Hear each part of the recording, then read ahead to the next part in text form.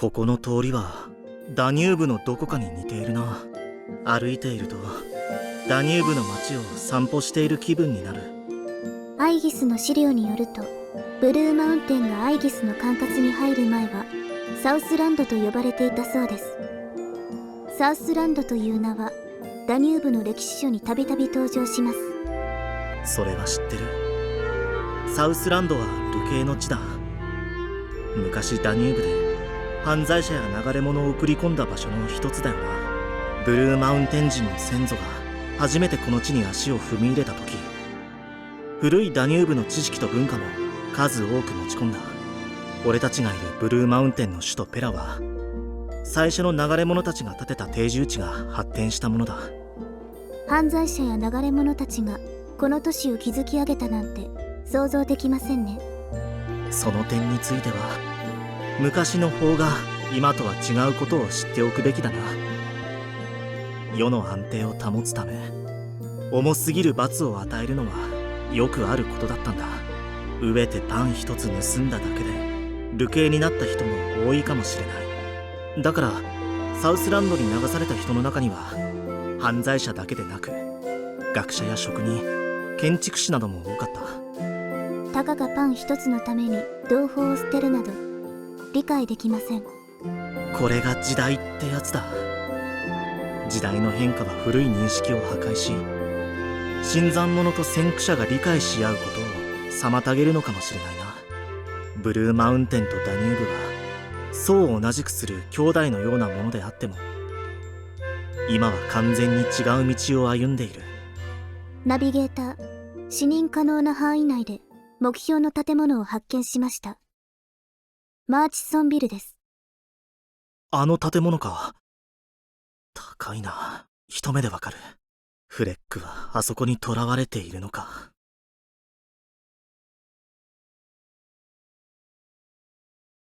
ナビゲーター、この声は絶対間違いないね。でもどうしてナビゲーターに繋がったのかな。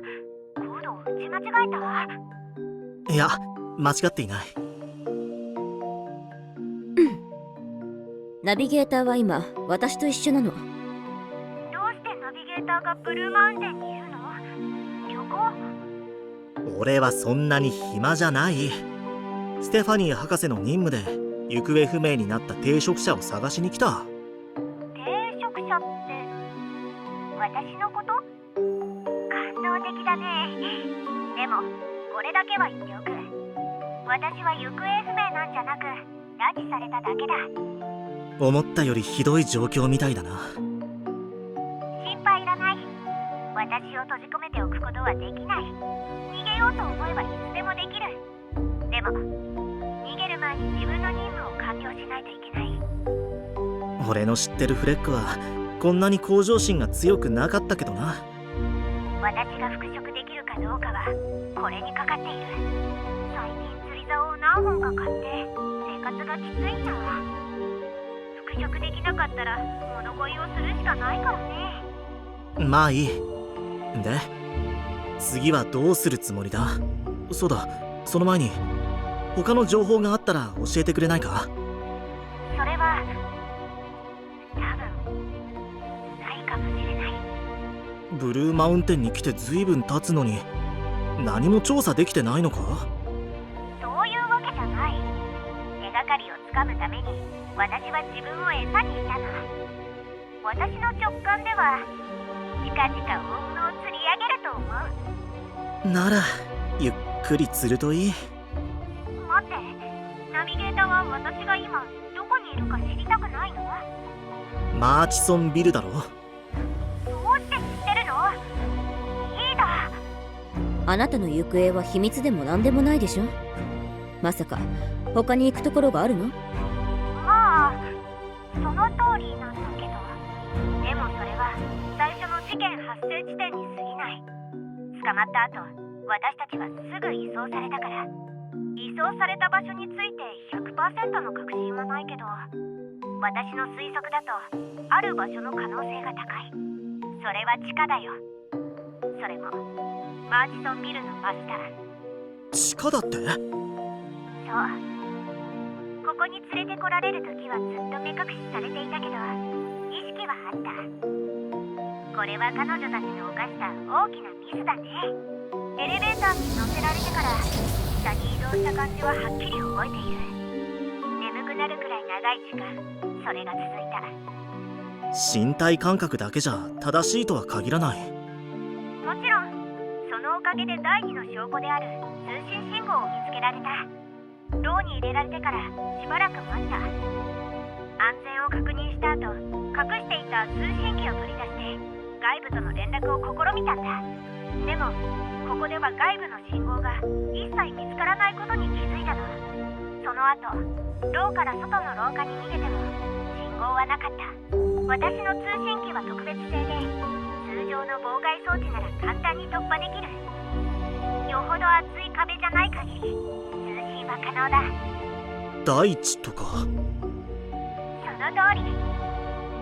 じゃあ今はどうやって通信してるんだ？警報器を見つけて、そのケーブルを通信機に接続したら通信できるようになった。このケーブルは上向きになっている。だから定かではないけど、私は地下のどこかの施設内に連れてこられたのだと思う。入り口はマーチソンビルの内部だな。そういえば急に重要な情報を思い出したよ。私は今倉庫のような部屋にいて、中にはニムビウス溶液が入ったタンクがたくさんある。全てのタンクが満杯だとすると、カティア支部のおおよそ3ヶ月分の消費量に相当する。そんなに大量のニムビウスエネルギーを貯蔵して、ブルーマウンテンは何をするつもりなんだ？それも次に調査したいことの一つだね。ああ。おっと、そういえば箱舟を見たか？ブルーマウンテンの箱舟、空にしっかり止めてあるんじゃないの？それがないんだ。箱舟が消えた。墜落したんじゃなくて消えた。あれほど大きなものがどうやって理由もなく消えるの？理由がないわけでもない。いいだ。あの日私たちが別れてすぐにブルーマウンテンで現在の暴動が起こって、それからブルーマウンテンの箱舟がゆっくりと市の中心、それもマーチソンビルの方向に降りていくのを見たの。絶対に夢じゃないと言える？証人がいるよ。そ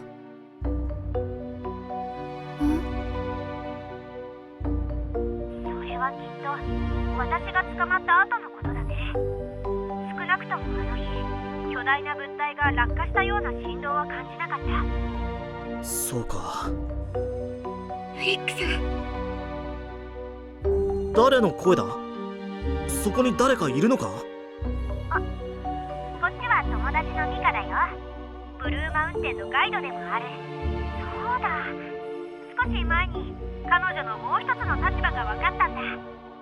邪魔して悪いんだけど、フレックさん、こっちに向かう足音が聞こえる気がする。なんだって？まずいな。ナビゲーターの声が聞こえた喜びに満たされて周囲の警戒を怠っていた。じゃあナビゲーター、後で時間があったらまた話そう。切るからね。待ってくれ。ブルーマウンテンの問題はもうすぐ完全に解決するから、お前に残された時間はあまりない。分かった。またね。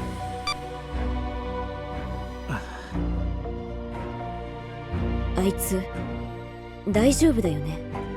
安心しろ、大丈夫だなんて嘘、今口にできるもんか。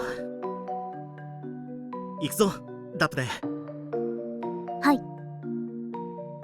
あなたたち行くの？マーチソンビルか。場所を知ってるからには助けに行かないわけにもいかないだろ。それにさっきも言ったように旅行に来たんじゃないしな。一緒に行くか？私は。